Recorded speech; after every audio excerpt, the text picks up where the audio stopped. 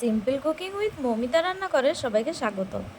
আজকে আরও একটি নতুন রেসিপি নিয়ে চলে এসেছি, কিন্তু সবার কাছে অনুরোধ রইল প্রথমে একটাই, যে ভিডিওটি কিন্তু প্রথম থেকে শেষ অবধি দেখবেন।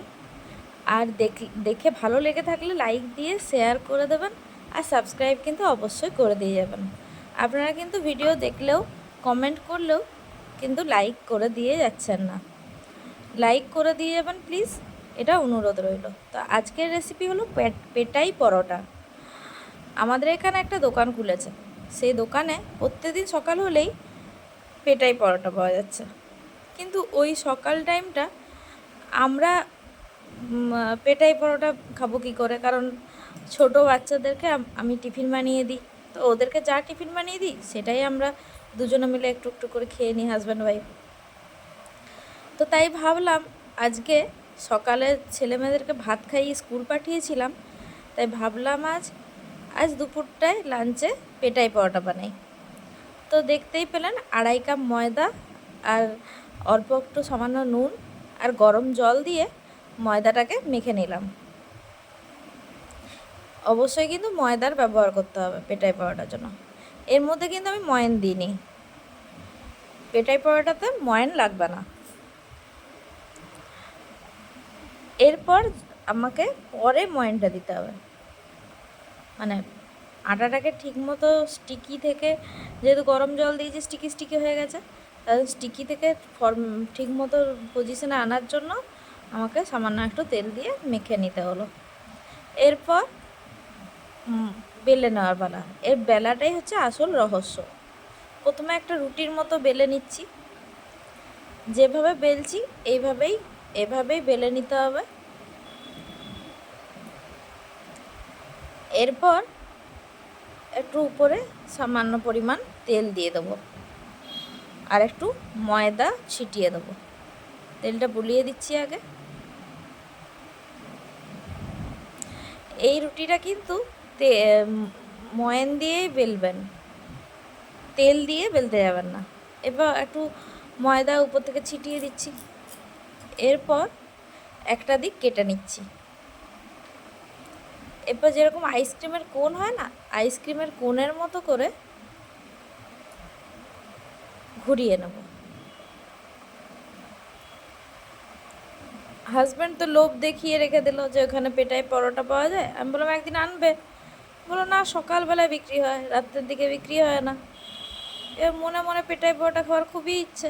এর পানের খিলির মতো আইসক্রিমের কোনটাকে মুখটা বন্ধ করে দিলাম। তা থাকতে না পেরে নিজেই বানিয়ে নিলাম ঘরে।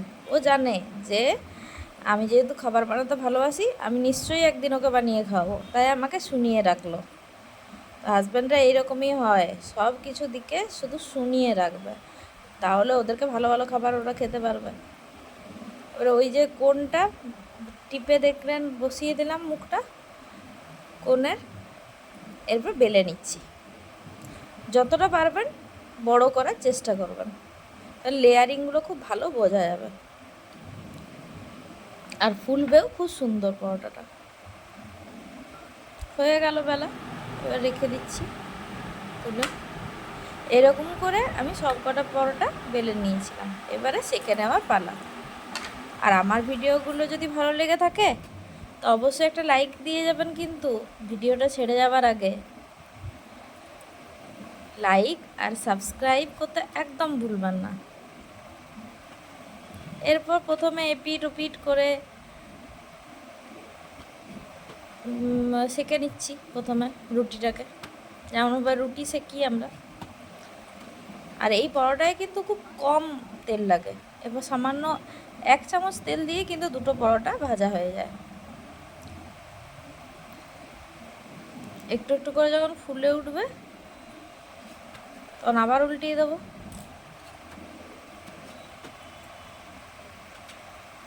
এবার সামান্য একটু তেল দিয়ে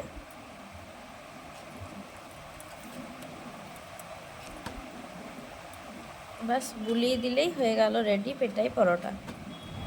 এরপর এটা মেরে মেরে পিটানোটাই হচ্ছে মেন কাজ। লাঞ্চ টাইম হয়ে গেছিলো,